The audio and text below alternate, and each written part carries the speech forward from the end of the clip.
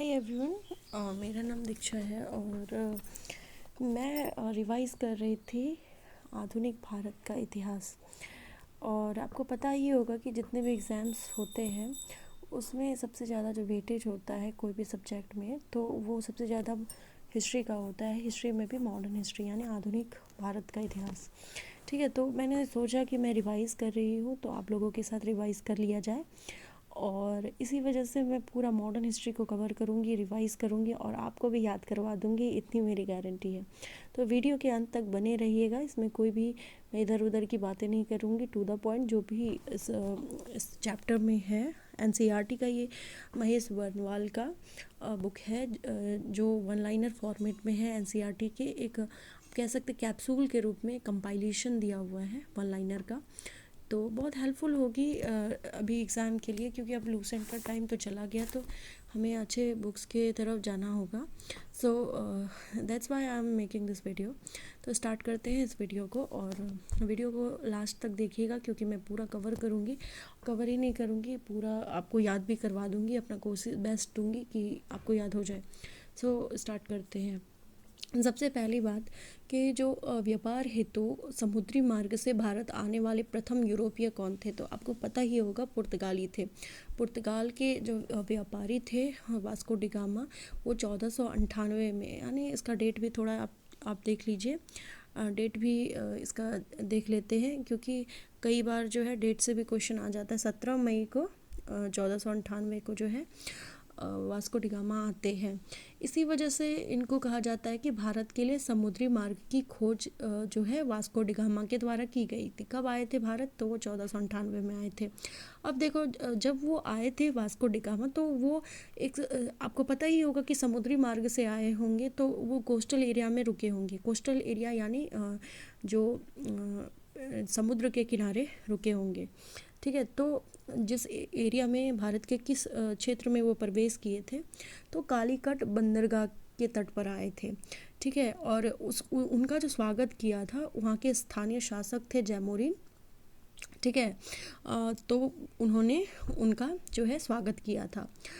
तो तीन बात क्या हुआ कि सबसे पहले यूरोपीय जो है पुर्तगाली आए। दूसरा कब आए थे, तो 1498 में। कौन, तो वास्को डी गामा। चौथा बात कि जो है कहाँ पे वो उतरे, तो कालीकट बंदरगाह के पास, और उनका स्वागत कौन किया था, जैमोरिन ने। ठीक, उसके बाद क्या है, अब पुर्तगाली आए तो सबसे पहले अपनी व्यापार करने हेतु आए, तो वो व्यापारिक कोठी, यानी कि आप बोल सकते हैं कि कोई भी व्यापार करने से पहले हम लोग एक कंपनी डालेंगे ना भाई, या फिर एक ऐसा ऑफिस तो बनाएंगे ना, तभी तो व्यापार वो कर पाएंगे। तो ऑफिस उन्होंने कहाँ पे डाली, कोचीन में। अब कोचीन कहाँ है, केरल में। ठीक है, तो पूछा जाएगा कि पुर्तगालियों की सर्वप्रथम व्यापारिक कोठी जो थी या फैक्ट्री थी वो कहाँ पे थी, तो कोचीन में। अब कैसे इसको याद करें, ट्रिक ये है कि आपको जैसे पुर्तगाली ने कोचीन में डाला था, दिमाग में इसको रखना है। एक पोको का फ़ोन आता है, ठीक है, पोको का फ़ोन आता है, तो PO, ठीक है, पोर्तुगीज़, तो PO और कोचीन का CO, मतलब पोको का फ़ोन। जैसे ही PO दिमाग में आए पोर्तुगीज़ का, तो वहाँ पे आपको CO याद आना चाहिए, यानी कोचीन। ठीक है, टर्म्स को याद करिएगा। उसके बाद है पुर्तगाली उपनिवेश का प्रथम जो वायसराय थे वो कौन बने। अब कोई भी अगर जो व्यापार करने आते हैं, तो उसके बाद वो अपने एक ऑफिसर को बनाते हैं हेड यहाँ पे, और वो हेड जो थे, जिनको कि प्रथम वायसराय कहा जाता था, वो थे फ्रांसिस्को डी अल्मीडा। ठीक है, कब बना था, तो 1405 ईस्वी में बना था। ठीक है, 1404 ईस्वी में इन्होंने अपनी फैक्ट्री स्टैब्लिश की थी कोचीन में, ये चीज़ याद हो गया। उसके बाद क्या है, पुर्तगालियों का पहला जो उपनिवेश वहाँ पे बनाया, उसमें जो प्रथम वायसराय थे वो फ्रांसिस्को डी अल्मेडा थे, जो कि 1505 यानी 1505 ईस्वी में इन्होंने किया। ये जो है बहुत दिन तक तो नहीं रहते हैं, बट जब तक रहते हैं इन्होंने 2-3 पॉलिसीज़ किए थे, 2-3 काम किए थे, जिसके कारण एग्ज़ाम में बहुत बार पूछा जाता है वो चीज़। नाउ अब देखते हैं कि क्या क्या ये चीज़ किए थे।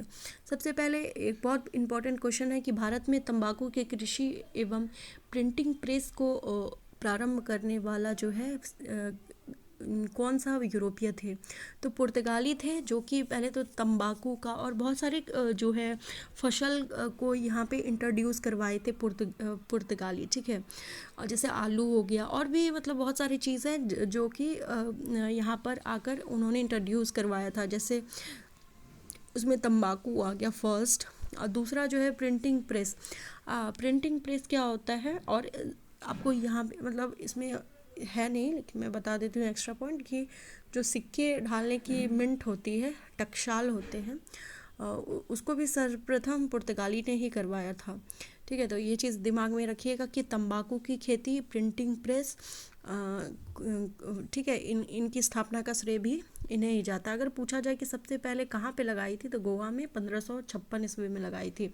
दिमाग में याद रखिएगा कि तंबाकू और प्रिंटिंग प्रेस दोनों ही चीज़ ये लोग करवाए थे। अब देखिए, हिंद महासागर में व्यापार को नियंत्रण के लिए शांत या नीले जल की पॉलिसी यानी ब्लू वाटर पॉलिसी को किसने किया था? तो फ्रांसिस्को डी अल्मेडा। देखिए, बहुत कन्फ्यूज़न होता है और बहुत इंपॉर्टेंट भी है। ब्लू वाटर पॉलिसी क्या था? जो हिंद महासागर का क्षेत्र है, ये लोग जो पुर्तगाली थे, ये अपना मोनोपोली चाहते थे। बहुत सारी यूरोपीय कंट्री का जो है आगमन होने लगा था, तो और इनको संभावना था कि हमारा जो व्यापार है वो छिन ना जाए। इसी वजह से इन लोगों ने जो है ब्लू वाटर पॉलिसी को अपनाया था कि जो है हिंद महासागर में व्यापार का नियंत्रण सिर्फ हमारा होगा, ठीक है, पोर्तुगीज़ का ही होगा। तो इसी वजह से अगर पूछा जाए कि ब्लू वाटर पॉलिसी को लागू करने वाला कौन सा जो है वायसराय था, तो जो पहला वायसराय था वही ना कोशिश करेगा। ट्रिक समझिए कि कोई भी पहला जो आएगा सबसे पहले अपना वो पैठ बनाना चाहेगा। पैठ इन द सेंस कि वो चाहेगा कि हमारी कंपनी या हमारा जो व्यापार है उसको उसके इस्टेब्लिशमेंट के लिए हम लोग मजबूत कदम ले। तो उनका यही मजबूत कदम था कि ब्लू वाटर पॉलिसी बहुत ही इम्पॉर्टेंट है एग्ज़ाम के दृष्टिकोण से ना। आगे देखते हैं। अब है यहाँ पे एक लिस्ट दिया हुआ है। लिस्ट है विभिन्न देश और देश के खोजकर्ता के बारे में ना। इसमें क्या क्या चीज़ें हैं कि किसने कौन सा खोजा था। तो बीपीएससी के 69 के क्वेश्चन अगर देखेंगे, 69 बीपीएससी के प्रीलिम्स के क्वेश्चन, तो इस पर बेस्ड आया हुआ था पीवाईक्यू में। तो उसके लिए मैं इसको अच्छे से याद करना जरूरी है। वास्को डी गामा आपको पता ही है, वास्को डी गामा ने 1498 ईस्वी में भारत की समुद्री मार्ग की खोज की थी, ठीक ना। कोलंबस अमेरिका, ठीक है, अमेरिका कोलंबस।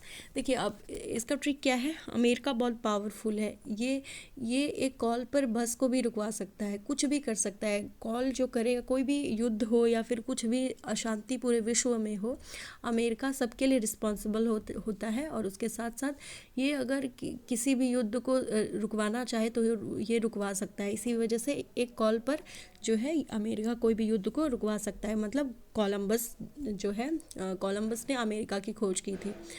उसके बाद है कैप्टन कुक। कुक आपको पता होगा, ऑस्ट्रेलिया क्रिकेट मैच खेलती है, तो उसमें एक कुक नाम का प्लेयर था। मुझे नहीं पता कि ये ऑस्ट्रेलिया का ही था, लेकिन कुक नाम का प्लेयर था। दिमाग में जो है उसको विजुअलाइज करिए कि जो ऑस्ट्रेलिया है, ऑस्ट्रेलिया के जो क्रिकेट का टीम है उसमें कैप्टन नाम का जो है, कैप्टन कुक जो है वो ऑस्ट्रेलिया के कप्तान हैं, ठीक है। दिमाग में रखिए कि कुक जो थे वो ऑस्ट्रेलिया के कप्तान थे। अब तस्मान है। तस्मान आपको पता ही है, तस्मानिया जो सागर है यानी तस्मानिया सी, वो न्यूजीलैंड के पास है। तो न्यूजीलैंड की खोज किसने की थी? तस्मान ने की थी। अब देखो, कुक अगर पूछ देगा कि कुक ने किसकी खोज की थी, तो न्यूजीलैंड और ऑस्ट्रेलिया दोनों ही दे दिया जाएगा, और दोनों आसपास के ही जो है कंट्री और कंटिनेंट है। तो उसको दिमाग में रखना है कि कुक ने ऑस्ट्रेलिया, क्योंकि ऑस्ट्रेलिया क्रिकेट खेलता है और उसका कप्तान होता है, ठीक। और तस्मान तो तस्मानिया सागर है न्यूजीलैंड के पास, तो वहाँ पे न्यूजीलैंड। उसके बाद बार्थोलोम्यू डियाज जो थे, वो केप ऑफ गुड होप तक, यानी दक्षिण अफ्रीका के जो सबसे कोना, मतलब नीचे वाला जो साउथ में सबसे जो लास्ट में स्थित है, वो केप ऑफ गुड होप है। तो सबसे पहले 1498 से पूर्व, यानी जो हमारा हमारा जो वास्को डिगामा थे, उनसे पहले ये बार्थोलोम्यू डियाज ही आए थे भारत की खोज के लिए। लेकिन वो केप ऑफ गुड होप, यानी अगर इस तरह का मैप है, भारत, इधर अफ्रीका, तो यहाँ पे आकर ही जो है वो रुक गए थे।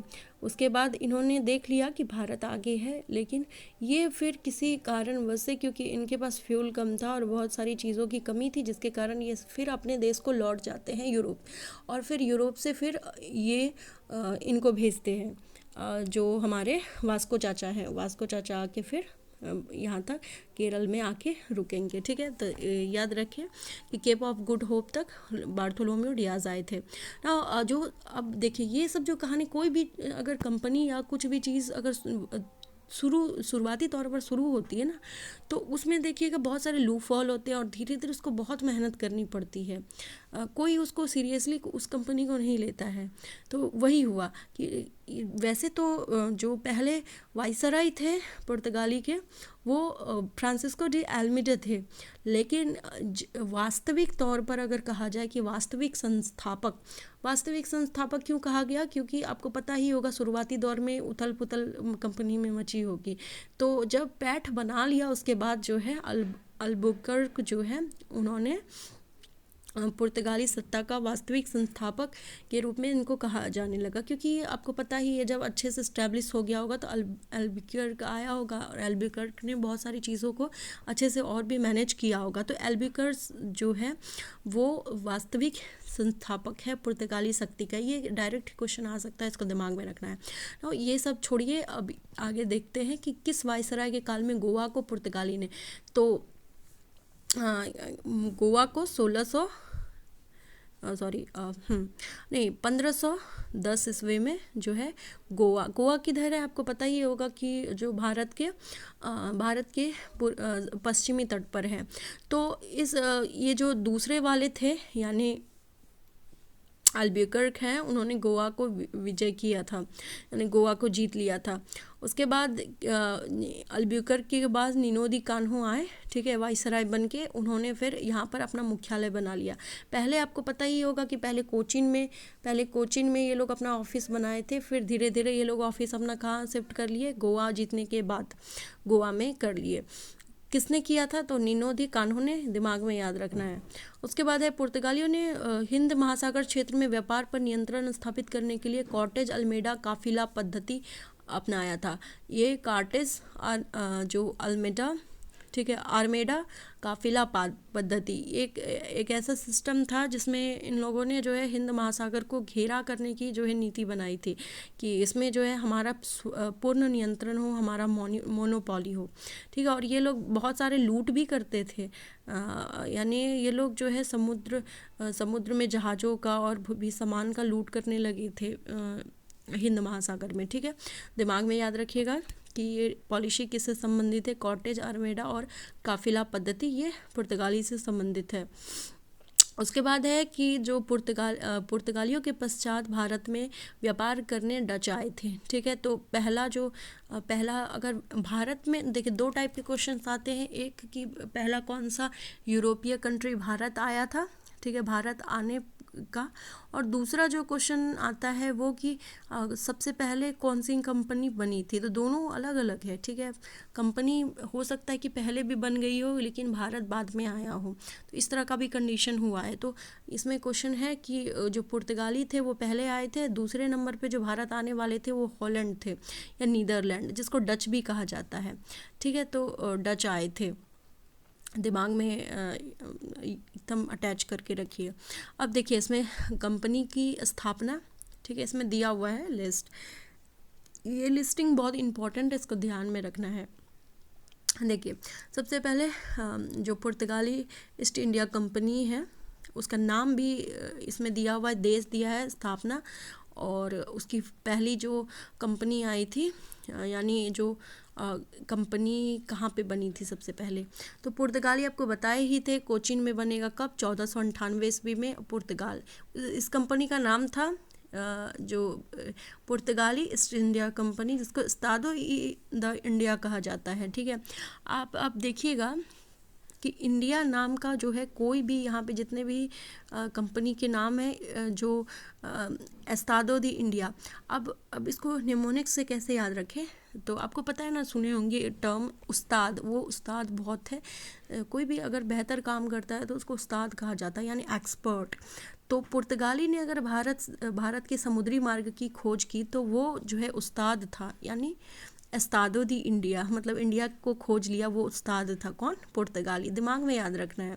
उसके बाद 1498 आपको पता ही है, कोची केरल में, क्योंकि पोको से याद रखे थे पोर्तुगीज़ और CO से कोचिन, ठीक है। तो आपको पता ही है पोको फोन होता है, तो हो गया। उसके बाद है अंग्रेजी east India company, the governor, इसका जो नाम था the governor and company of merchant of London trading into the east Indies. इसमें देखने में ही ट्रेडिंग लंदन लग रहा है, लंदन लिखा हुआ है, तो आपको पता ही है, ठीक है। तो ये ब्रिटेन होगा, आपको पता ही है, ईस्ट इंडिया कंपनी ही होगा। लंदन कहाँ है भाई? ब्रिटेन, लंदन, ठीक।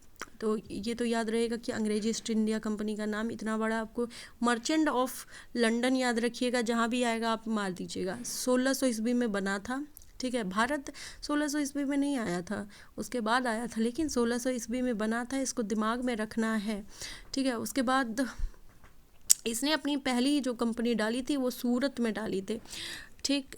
तो दिमाग में रखना है सूरत।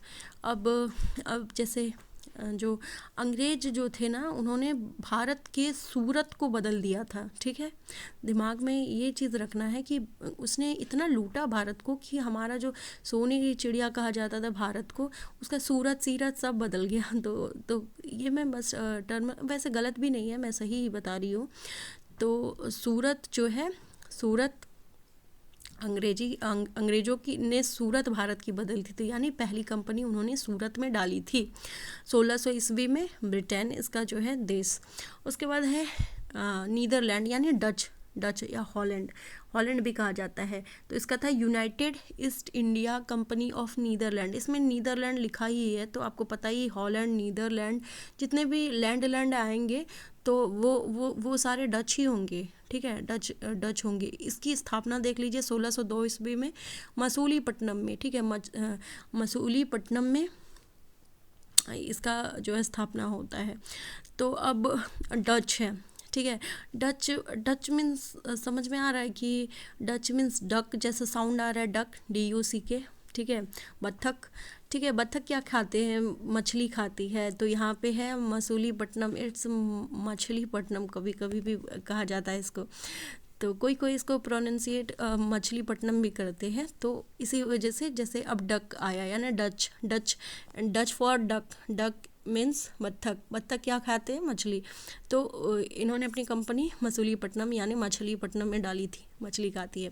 बस मैं रिलेट कर रही हूँ कि आपको याद रहे, ठीक है। उसके बाद डेनिस ईस्ट इंडिया कंपनी के बारे में हम लोग देखते हैं। अब चौथी कंपनी जो आती है वो डेनिस ईस्ट इंडिया कंपनी है। तो ये जो कंपनी है डेनमार्क की थी, ये 1616 में, और जो त्रवणकोर है, ठीक है, त्रवणकोर के राजा कौन थे? मार्तंड वर्मा, याद रखिएगा। तो ठीक है, डेनिस कंपनी 1616 में। अब डैनिश मतलब डैसिंग से रिलेट करिए, ठीक है। और जो एक डेनिम जीन्स भी आती है, डेनिम की जो है जैकेट भी आती है, तो उसमें मार्क किया रहता है डेनिस करके कि बहुत ही डैसिंग लगेंगे डेनिस के डेनिम के जीन्स और जैकेट को पहन के। सो डेनमार्क इज़ मार्क किया रहता है डेनिस के जैकेट में, यानी उस चीज़ में, तो वो डेनमार्क, ठीक है। तो दिमाग में आंख बंद करके सोचिए कि डेनिस मतलब डैसिंग दिखेंगे क्या करके, तो जो है डेनिम के जैकेट को पहनकर एकदम बहुत ही, और वो डेनिम का जो जैकेट होगा कंपनी का मार्क लिखा हुआ होगा, ठीक है, डेनिम मार्क लिखा रहता है, एक साइन होता है। तो डेनमार्क जो है डेनिस का। और 1616, और आपको पता होगा कि जो मैच्योर हो जाते हैं लोग, यानी 20-21 साल के, के, तो वो ये सब नहीं पहनते। अब फिर उस समय कुछ भी अगर मिल जाए तो वो लोग वही पहन लेते हैं। लेकिन जो 16 साल के बच्चे होते हैं, जो न्यू हार्मोनल एक्टिविटी के कारण जो है बहुत स्टाइल दिखाने की कोशिश करते, खुद को मेंटेन रखते, तो 16 डेनिम का जैकेट कब पहनते हैं हम लोग? 16 साल की उम्र में। ठीक, उसके बाद है पांचवी company, French east India company, यानी फ्रांसीसी east India company, the Indies Orientalis. इसका जो कंपनी का नाम था फ्रांसीसी, ठीक है, फ्रांसीसी कंपनी जो थी, इसका नाम था the Indies Orientalis, the Indies Orientalis इसका नाम था, और फ्रांस की कंपनी थी, और ये 1664 में बनी थी। इसने भी अपनी कंपनी जो है अपनी जो फैक्ट्री डाली थी वो सूरत में डाली थी। अब फ्रेंच से क्या आपको याद आता है? फ्रेंच की परफ्यूम याद आती है, फ्रेंच में बहुत सारी और भी चीज़ें हैं तो आपको याद आएंगी। सूरत, यानी ये जो हम लोग क्या करते हैं, जो मैक्सिमम जनरेशन में क्या करते हैं, जो फ्रेंच परफ्यूम होता है वो लगाते हैं और अपने आप को आईने में देखते हैं सूरत। ठीक है, तो सूरत दो जगह का था। एक तो जो अंग्रेज थे, अंग्रेज ने हमारे भारत के का सूरत बदल दिया था, और दूसरा जब हम लोग फ्रेंच परफ्यूम मारेंगे, ठीक है, तो फिर हम अपने सूरत को देखेंगे बार बार। ठीक है, दिमाग में याद रखना है। उसके बाद है आगे, अब याद हो गया होगा 1664 ईस्वी में फ्रांस में और सूरत में यूरोपीय व्यापारी का भारत आगमन का क्रम अब देख लीजिए। सबसे पहले डच आए थे, पुर्तगाली आए थे, फिर डच आए थे, फिर ब्रिटिश आए थे, फिर डेनिश आए थे, फिर फ्रेंच आए थे, फिर स्वीडिश आए थे। तो इसका जो ट्रिक हो सकता है PDE, ठीक है, PDEDFS,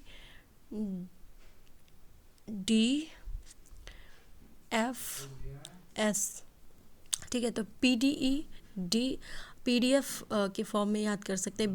PDEDI जो है DFS, इस तरह का करके, जैसे कि पुर्तगाली, डच, ब्रिटिश, डेनिश, फ्रांसीसी और फिर स्वीडिश, यानी जो है सारे में डच, पुर्तगाली, डच, ब्रिटिश, डेनिश, फ्रांसिस और स्वीडिश दिमाग में रखना है।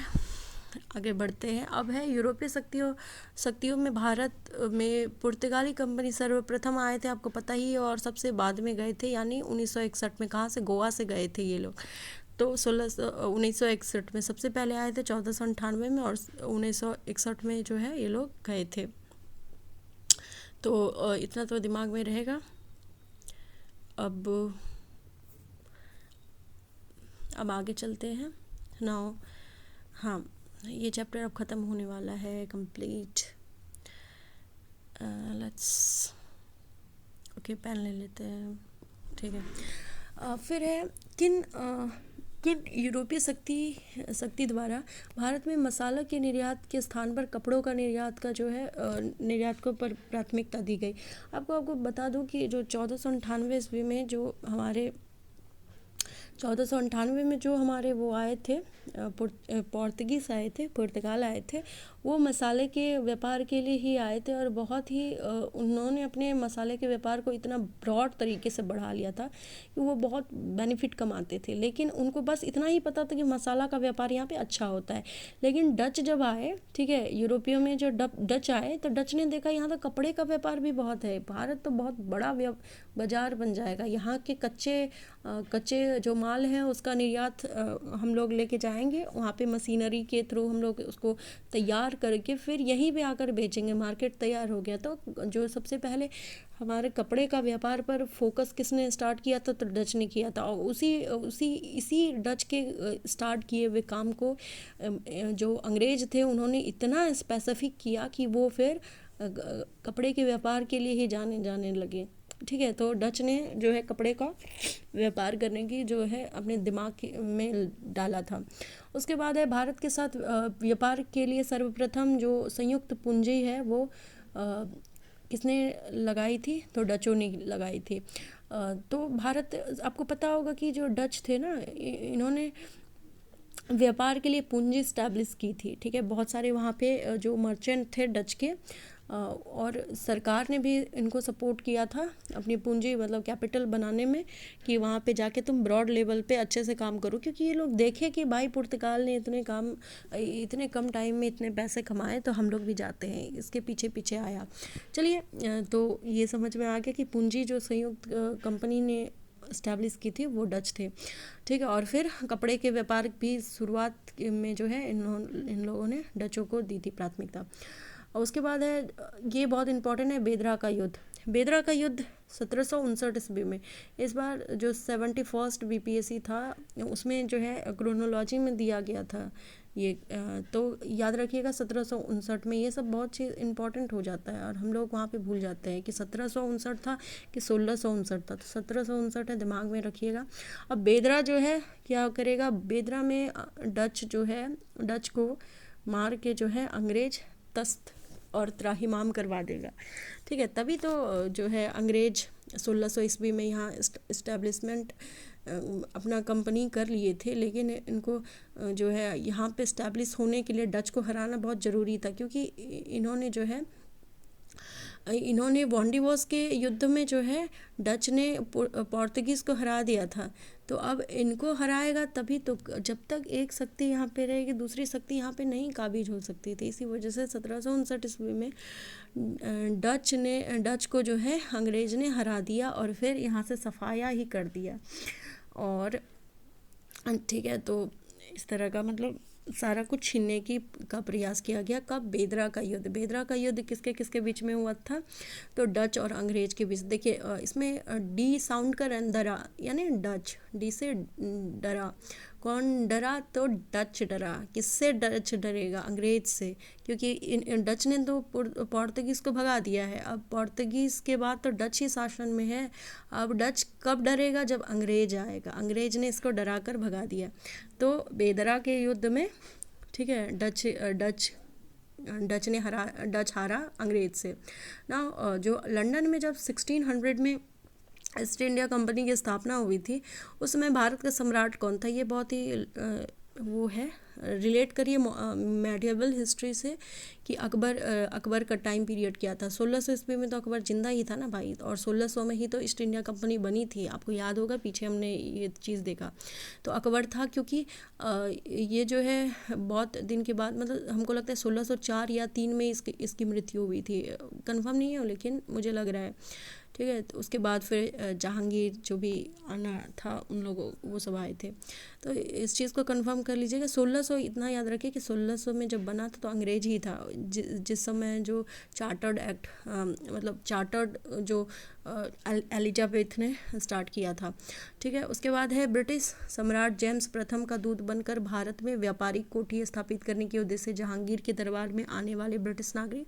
सबसे पहले बहुत इंपॉर्टेंट है, देखिए जो पहले से ही इन लोगों का मनसा था। जब 1600 ईस्वी में बना तो यहाँ के जो सम्राट थे वो अकबर थे।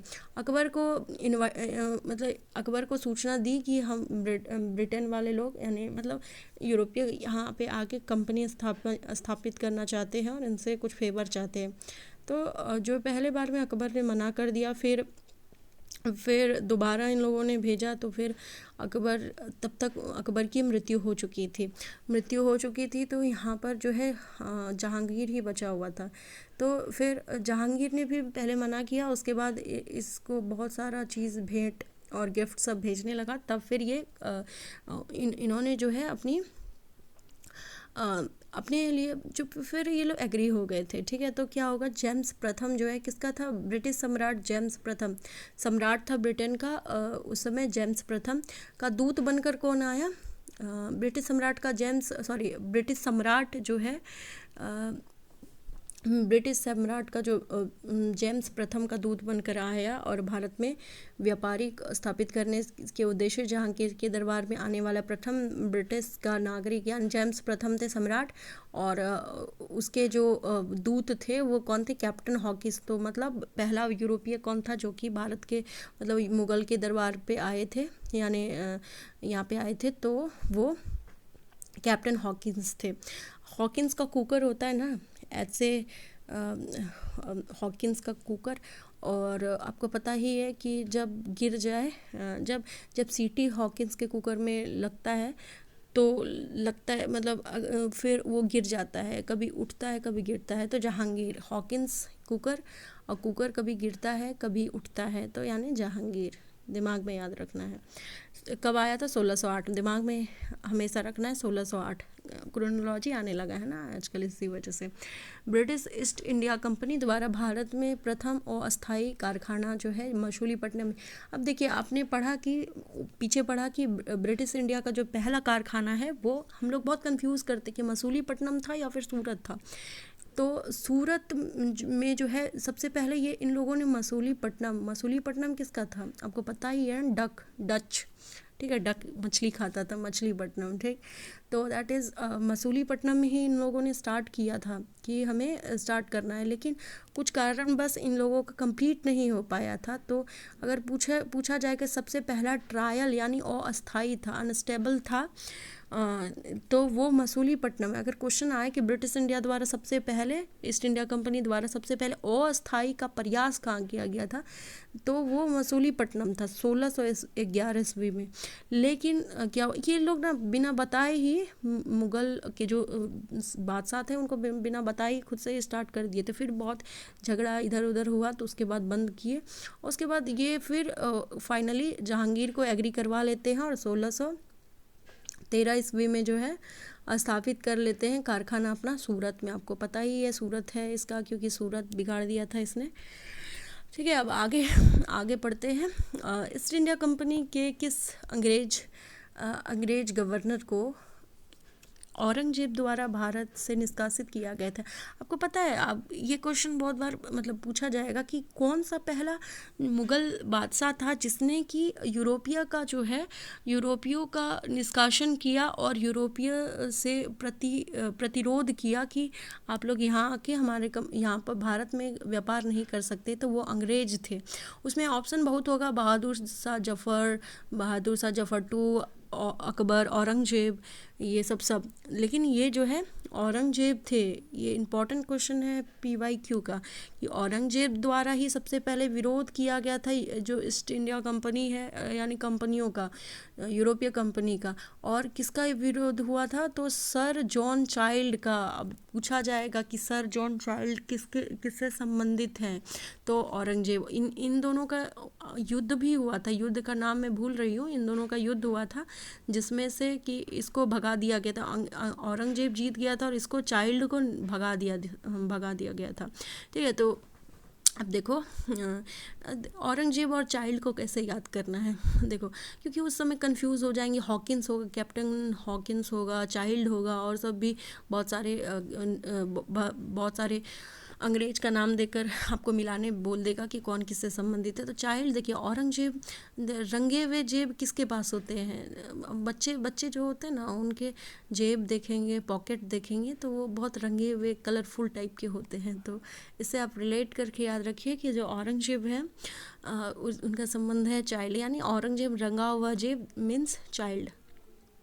उसके बाद है हैमिल्टन द्वारा सफल उपचार किए जाने के कारण मुगल बादशाह द्वारा ईस्ट इंडिया कंपनी के लिए 1717 में फर्रुखशियार, ये जो बहुत घृणित कायर इसको कहा जाता है, फर्रुखशियार को घृणित कायर कहा जाता है। ये बहुत मतलब सबसे बड़ा अगर हाथ है तो यही है जिसने गोल्डन जो है फरमान, ठीक है, गोल्डन फरमान जारी किया था, सुनहरा पत्र जारी कर दिया था 1717 ईस्वी में। ठीक है, इन्होंने ईस्ट इंडिया कंपनी के लिए क्योंकि इसको कोई बीमारी हो गई थी नॉर्मल सी, और इसको जो है हैमिल्टन ने उपचार कर दिया था, जिसके कारण से इन्होंने जो है इसको 1717 में एकदम दे दिया कि खुला आज़ादी कि तुम आके व्यापार करो। थोड़ा बहुत इस पर चार्ज किया था कि तुमको इतना देना है, बाकी तुम फ्री हो व्यापार करने के लिए।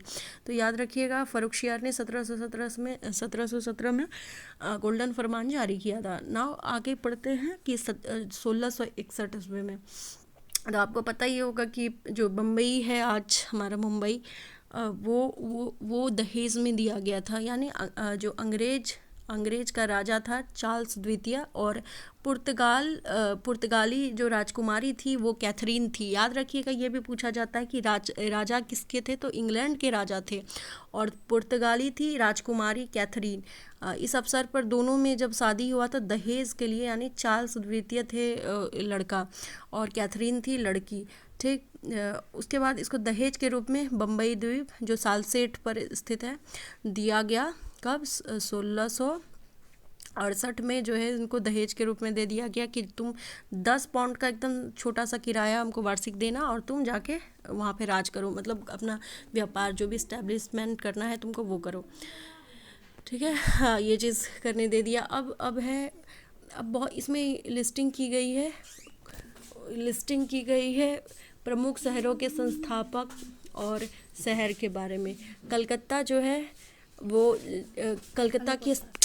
कलकत्ता की स्थापना जॉब चार्नक ने की थी, ठीक है। कलकत्ता की स्थापना किसने की थी, तो जॉब चार्नक। आपको पता है कि मुगल काल में कलकत्ता यानी बंगाल कितना प्रसिद्ध था, कितना जो है अमीर था। तो हम लोग जॉब करने कहाँ जाते थे, कलकत्ता जाते थे। तो कलकत्ता से रिलेट करिए कि जॉब चार्नक, ठीक है। जॉब चार्नक जो है कलकत्ता में, यानी जॉब के लिए कहाँ जाते थे, कलकत्ता। तो कलकत्ता की स्थापना जॉब चार्नक ने। अब मद्रास देखिए, मद्रास की स्थापना फ्रांसिस डे ने। फ्रांसिस मद्रास, यहाँ पे भी री आ रहा है, यहाँ भी री आ रहा है। फ्रांसिस मद्रास, दोनों में स 2 बार आ रहा है, तो इसको याद रखिएगा। मद्रास और फ्रांसिस याद रखिएगा। फिर नई दिल्ली, आपको पता ही होगा, नई दिल्ली को पूरे भारत को जब सबने लूटा है, ठीक है, बराबर करके लूटा। दिल्ली उस समय कैपिटल बना था 1911 में, तो उस दौरान खूब लूटा है भारत ने भारत के कैपिटल दिल्ली को। तो यानी विन कर गया लूटने में। और दूसरा हर्बर्ट, मतलब हमेशा और बराबर, हर्बर्ट बेकर, यानी हर बार जो है दिल्ली को लूटता है सब कोई। अंग्रेज ने भी बहुत लूटा था, तो ठीक है। एडविन्स लूटियंस और हर्बर्ट बेकर, इन्होंने जो है लूट मचाल रखे थे। नाउ बम्बई की स्थापना, तो दिल्ली की स्थापना एडविन लूटियंस और हर्बर्ट बेकर ने की थी। अब बम्बई की स्थापना किसने की थी, गेराल्ड एंगियर ने, ठीक है। अब बम्बई जब जाते हैं तो बम्बई से रिलेट करिए कि वहाँ पे मूवीज़ बनती हैं। तो मूवीज़ बनाने के लिए हम लोग क्या करते हैं, सभी जितने भी वहाँ पे मूवी के सुपरस्टार्स होते हैं वो आपस में क्या होते हैं, यार होते हैं, ठीक है। यार कौन होते हैं, तो सुपरस्टार सब होते हैं। और वो लोग गोल्ड, हम लोग कहते हैं सुपर स्टार है, गोल्ड है, यानी स्टार कैसा होता है, गोल्ड जैसा, यानी हम लोग कहते हैं कि स्टार पहना हुआ है, गोल्ड का स्टार पहना हुआ है बम्बई के सुपर स्टार लोग। तो रॉल्ड गोल्ड, ठीक है, गोल्ड से साउंड कर रहा है। और यहाँ पे यार, अंगियार, गेराल्ड अंगियार जो है, अंगियार जो है यार आ रहा है बम्बई, यानी जो फिल्म स्टार हैं वो सब यार रहते हैं, जैसे है ना सलमान खान, फिर तीनों खान जो है, शाहरुख खान और आमिर खान, तीनों यार हैं, दैट इज़ यार, उससे रिलेट करिए। फिर है यूरोपियों के लिए सर्वोत्तम सोरा अफीम प्राप्ति की जात का मुख्य क्षेत्र था बिहार। बहुत इंपॉर्टेंट है, इसको याद रखिएगा। बिहार का अगर आप तैयारी कर रहे हैं किसी पीसीएस या किसी भी एग्ज़ाम की, एईडीयू का, तो यूरोप वासियों के लिए जो सर्वोत्तम सोरा और अफीम है, आपको पता है नशा करने वाला होता है। गोल्डन ट्रायंगल भी उधर ही था, यानी जो कंबोडिया और थाईलैंड, ये सब, ये वाला लाओस वाला क्षेत्र, ठीक है। तो इसको याद रखिएगा कि बिहार जो है सोरा और अफीम के लिए फेमस था। बिहार भी था, बंगाल भी था, लेकिन सबसे ज़्यादा बिहार ही था। बहुत सारी जो है इसके कारण यूरोपियों ने जो है सोरा और अफीम का बहुत यहाँ पे व्यापार किया है। उसके बाद 1664 में ही कंपनी बनी थी फ्रांसीसी, आपको पता ही होगा कि स्थापना किसके सहयोग से या किसके प्रयास से हुआ था, कॉलबर्ट, ठीक है। कॉलबर्ट जो है कॉलबर्ट के फ्रांसीसी कंपनी की स्थापना जो होती है 1664 में, कॉलबर्ट, ठीक है। हाँ, कॉलबर्ट के कहने पर हुई हुई थी।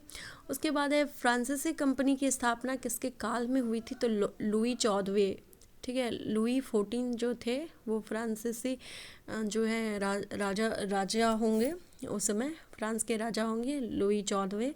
उसी के समय में बहुत बार क्वेश्चन आया है, PYQ का क्वेश्चन है कि लुई 14वें किसके समय में जो है फ्रांसीसी कंपनी बनी थी, तो 1664 ईस्वी में कॉलबर्ट के सहयोग से, ठीक है, या प्रयास से लुई 14वें के शासनकाल में। उसके बाद है फ्रैंकी कैरो, इन्होंने जो है सूरत में अपनी सबसे पहली कंपनी पहली डाली थी। आपको पता ही है, अभी हमने याद किया था, जो अंग्रेज हैं उन्होंने भी अपनी व्यापारिक कोठी सूरत में डाली थी। और जो फ्रेंच परफ्यूम लगाते थे, यानी सूरत देखते थे और फ्रेंच परफ्यूम लगाते थे, दैट इज़ सूरत, ठीक है। तो कब 1668 में, मतलब 4 साल जब स्थापना होती है तो 1664 था, 68 4 साल के बाद जो है सूरत में हमने जो है उसने फ्रैंक कैरो जो है, फ्रेंच और फ्रैंक दोनों तो सेम ही लग रहा है। फ्रैंक और फ्रेंच कंपनी की स्थापना जो है फ्रैंक कैरो के द्वारा की गई थी। और सहयोग किसने किया था, प्रयास किसने किया था, कॉलबर्ट ने। फ्रैंक कैरो और कॉलबर्ट, दिमाग में याद रखना। फ्रांसीसी गवर्नर डुप्ले ने पहली बार जो है भू क्षेत्र अर्जित करने के लिए उद्देश्य से भारतीय राजाओं के विवाद में भाग लेने की नीति शुरुआत की थी, ठीक है। तो ये लोग सिर्फ व्यापार ही नहीं करते थे भाई, यहाँ पे ये लोग अपना अपना राजा के अंदरूनी झगड़े में भी पड़ने लगे थे, ताकि धीरे धीरे अपने साम्राज्य को विकास कर सके, ठीक है। ये पॉलिटिकल चीज़ों में भी ये लोग इन्वॉल्व होने लगे थे। तो किसका दिमाग का उपज था ये सब, तो डुप्ले के दिमाग का उपज था कि अंदरूनी मामला या झगड़ा विवाद सब में दिमाग में लगना, ठीक है। फ्रांसीसी द्वारा जो है फोर्ट लुई नामक किला सॉरी पांडिचेरी में बनाया गया था। तो फ्रांसीसी, अब पूछा जाए कि इसमें 2 तरह के क्वेश्चंस बन सकते हैं कि फोर्ट लुई कहाँ है। तो फोर्ट लुई जो है वो पांडिचेरी में है, ठीक है। और ये किसका किला था, तो फ्रांसीसी का है। देखिए फ्रांसीसी लुई 14वां है ना भाई, लुई 14वां यहाँ पे लिखा हुआ है। फ्रांसीसी कंपनी की स्थापना फ्रांस का उस समय कौन था, यानी यूरोप का कौन था, तो लुई 14वां था ना। तो लुई नाम से यहाँ पे बना है तो फ्रांस ही बनाएगा ना भाई, दोनों अपने राजा के लिए बनवाया, राजा के नाम पे बनवाया। कैसे इंदिरा गांधी योजना ये सब होता है, तो वैसे ही इन्होंने पांडिचेरी में बनवाया था। फोर्ट लुई पूछा जाएगा कहाँ, इंपॉर्टेंट है पांडिचेरी, इसको हम बोल रहे हैं तो ये इंपॉर्टेंट है, इसको नोट डाउन करिए दिमाग में सब जगह की। फोर्ट लुई जो है वो कहाँ है, तो पांडिचेरी में है। उसके बाद है पांडिचेरी के प्रथम गवर्नर जो थे वो कौन थे, फ्रैंको यहाँ पे थे, फ्रैंको कैरो, यहाँ पे मार्टिन है, दोनों ही ऑप्शन में डाल देंगे। इसी वजह से दिमाग में रखना है कि नहीं मार्टिन था, तो मतलब पहले गवर्नर अगर बनाओगे किसी को तो वो सबसे पहले मार करेगा ना, ठीक है। स्थापना करने के लिए आपको मार नहीं करना है, आप कहीं भी स्थापना कोई भी कंपनी या कुछ करेंगे तो वो आप बहुत मीठा मीठा बोल के करेंगे, लेकिन बाद में जब आप गवर्नर बनाएंगे तो मार पीट करके सब कुछ हड़पने की नीति रखेगा। तो यानी पांडिचेरी का जो प्रथम फ्रांसीसी गवर्नर है तो वो फ्रैंको मार्टिन है, मार्टिन यानी, ठीक है, फ्रैंको मार्टिन है, दिमाग में रखिए। ये बहुत इंपॉर्टेंट है भाई। पुर्तगालियों को सॉली के स्थान पर किस अंग्रेज अधिकारी ने पराजित किया था। अब सॉली की बैटल ऑफ सॉली भी हुआ था, सॉली की का युद्ध पूछा जाएगा कि सॉली का युद्ध किसके किसके बीच में हुआ था, तो वो जो है अंग्रेज और पोर्तुगीज़ के बीच में हुआ था, जिसमें थॉमस बेस्ट थे।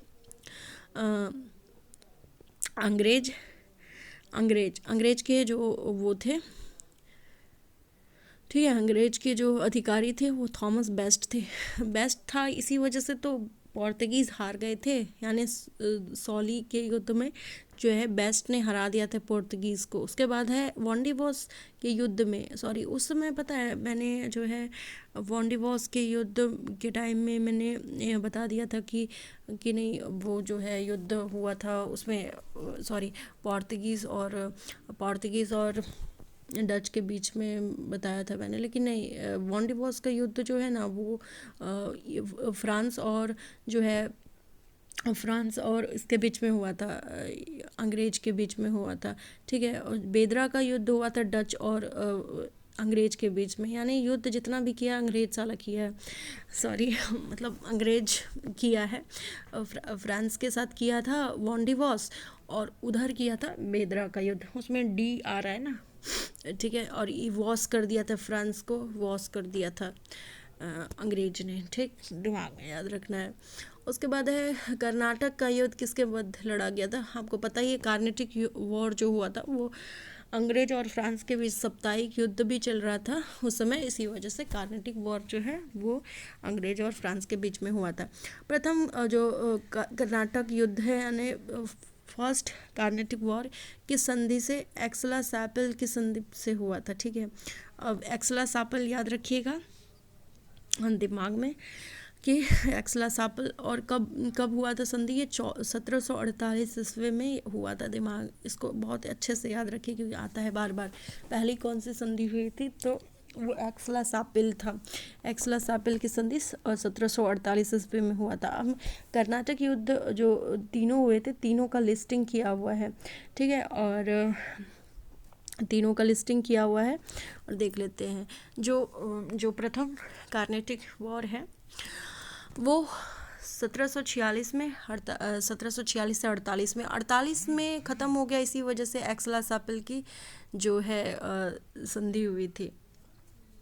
एक्सला सैपल की संधि हुई 1748 में, और परिणाम उस समय कुछ डिसाइडेड नहीं था। ठीक है, उस समय दोनों के बीच में रिजॉल्व हो गया था। ठीक है, तो ये चीज़ याद रखना है।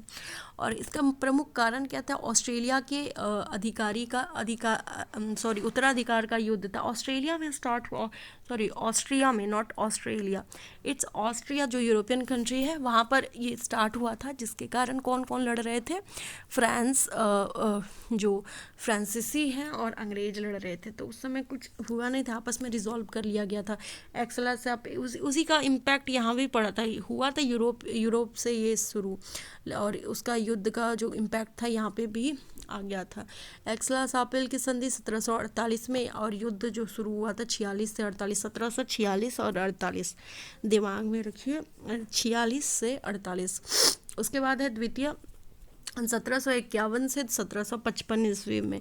ठीक है, कर्नाटक उत्तराधिकार की लड़ाई के साथ शुरू होती है। पहला उत्तराधिकार ऑस्ट्रेलिया वाला युद्ध हुआ था पहला में, दूसरा था कर्नाटक के उत्तराधिकार का जो है युद्ध चल रहा था। कर्नाटक में कौन उत्तराधिकार, यहाँ चंदा साहब सब वाला कांड हो रहा था। ठीक है, तो वो सब बाद में देखेंगे, पहले ये देख लेते हैं कि कर्नाटक का सीधा याद रखना है कि पहला ऑस्ट्रेलिया का अधिकार, यानी ऑस्ट्रेलिया से युद्ध शुरू हुआ था तो यानी ऑस्ट्रेलिया का उत्तराधिकार, दूसरा कर्नाटक के उत्तराधिकार, और तीसरा जो है सप्तवर्षीय युद्ध और एवं औपनिवेशिक कारण। ठीक है, अब सप्तवर्षीय यानी इस युद्ध में ये समाप्त ही सब कुछ कर देगा, या सब कुछ कर देगा समाप्त, यानी सप्तवर्षीय जो युद्ध और औपनिवेशिक कारणों से हुआ था। ठीक है, इसमें जो है पूरा तहस नहस कर देगा, यानी 1746 से 48 पहला, 1751 से 55 दूसरा, और तीसरा जो है 1758 से 1763। ये तीनों डेट आपको याद रखना जरूरी है, 46, 48, 51, 55, 58, 63, ये सब युद्ध हुआ था। एक ऑस्ट्रेलिया, दूसरा कर्नाटक के उत्तराधिकारी, और तीसरा सप्तवर्षीय युद्ध था। अब इस संधि कौन कौन सी होती है, तो एक्सला सैपल की संधि, पांडिचेरी और पेरिस। ठीक है, तो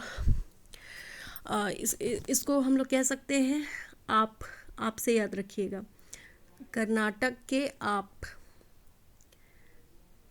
जैसे आप बहुत नाटक करते हैं, कर्नाटक युद्ध का जो संधि है आप बहुत नाटक करते हैं। ए से एक्सला सैपल, ठीक है, उसके बाद पी से पांडिचेरी, उसके बाद पी से पेरिस की संधि, APP, यानी आप जो है बहुत नाटक करते हैं। कर्नाटक जो वॉर है उसमें APP आपसे याद रखिएगा कि इसके संधि का क्रम यही था, पहले एक्सला सैपल, फिर पांडिचेरी, उसके बाद पेरिस। उसके बाद सब में आपको पता ही है कि फ्रांस कब हार जाएगा, तीसरे युद्ध में हार जाएगा। ठीक, उसके बाद इसमें कंपनी का नाम है, उस समय ही आपको याद करवा दिए थे कि क्या नाम रखा गया था अंग्रेजी कंपनी का, ट्रेडिंग ईस्ट इंडिया लंदन 2 वाला। ठीक है, तो इस तरह आप पूरा एक चैप्टर हमने कंप्लीट कर लिया है। थोड़ा सा मुझे इसमें टाइम लग गया क्योंकि मुझे बहुत एक्सप्लेन करने की आदत हो गई है, तो मैंने बहुत एक्सप्लेन कर दिया कि आपको याद हो जाए। वैसे मैं इसको बहुत ही जल्दी कंप्लीट कर देती, लेकिन इसको याद करवाना भी बहुत, मतलब न्यूमोनिक्स और ट्रिक्स सब लगाना था, बार बार रिपीट करना था ताकि आप खुद सुन लें। आई होप कि मैंने अच्छा किया होगा और मैंने अपना बेस्ट दिया। और आगे बहुत ही मैं स्पीड से सारे टॉपिक को कवर करूँगी और पूरा मॉडर्न हिस्ट्री का जो है प्लेलिस्ट बना के मैं रख दूँगी, जिससे कि आप कभी भी इसको देख सकते हैं। लाइक शेयर ये सब करना कोई ज़रूरी नहीं है, आप बस देखिए।